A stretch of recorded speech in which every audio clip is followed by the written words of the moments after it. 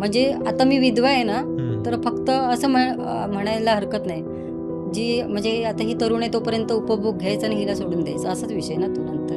म्हणजे इथे सुद्धा मी बघते ना जग असं आहे, की एकट्या बाईला पण जगायला देत नाहीत.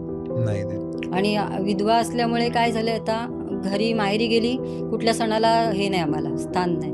साडी बरं. अशी चांगली नेसली, दागिने घातले तरी बघणार. नवरा गेलाय आणि ही अशी आहे. म्हणजे ते एक दुःख वेगळं आहे माझं, की मी कोणाला सांगू शकत नाही. तरी पण मी सजणं सवरणं हे ना म्हणजे काय म्हणतात स्त्रीला एक वरदान आहे. हं. देवानेच दिलेलं आहे ते. हं. तर ते आम्ही करणारच ना. हो, बांगड्या, टिकली, अर्थातच. केस असं तो शृंगार असतोच आमचा. हो. पण तो थोडा तरी केला तरी लोकांचा बघण्याचा दृष्टिकोन वेगळा. लग्नात गेल्यानंतर मग म्हणणार की येऊ नको पुढे-पुढे. हं. म्हणजे हात लावू नको त्याला.